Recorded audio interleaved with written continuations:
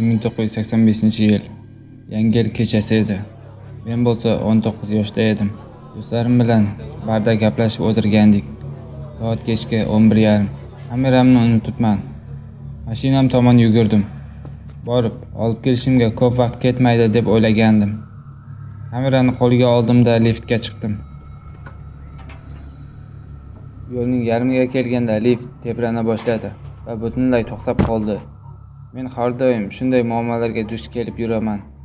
Bir necha daqiqadan so'ng jimjitlik hukm surdi. Suv quygandek. Lift chiroqlari o'chib qoldi. Menga bola kulgisi eshitila boshladi. Bu yerda bolalar bo'lishi mumkin emas-ku. Yuragim tez-tez va qattiq ura boshladi. Keyin birdan hushimni yo'qotdim. O'zimga kelganimda na gapira olardim, na qimirlay. Yana uyqu falaji bo'lmasaydi deb o'yladim.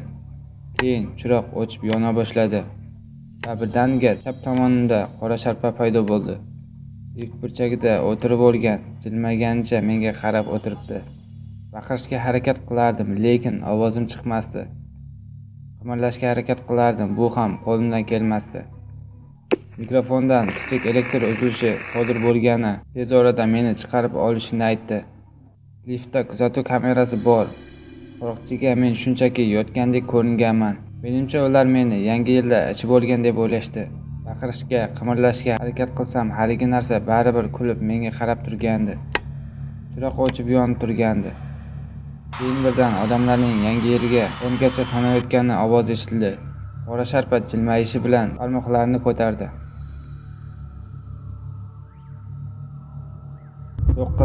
9 barmoqlari bilan menga qarab yaqinlashayotgandi.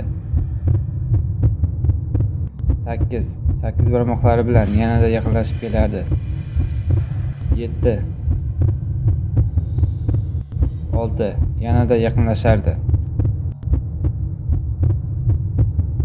4 og'zidan so'raklari oqardi. 3 yanada yaqinroq. 2 deyarli oldimda edi.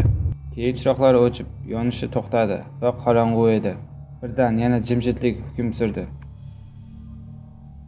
O'ng qulog'imga kimningdir nafas olishi eshitildi.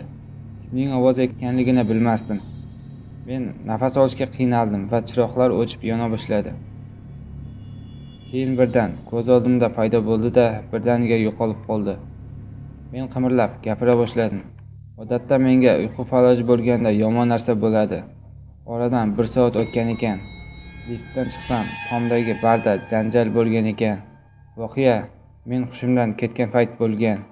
Bitta qotil bayramga bir necha soniyalar qolganda 4 ta odamni o'ldirgan ekan. O'shandan beri men uyqu falajiga uchramadim.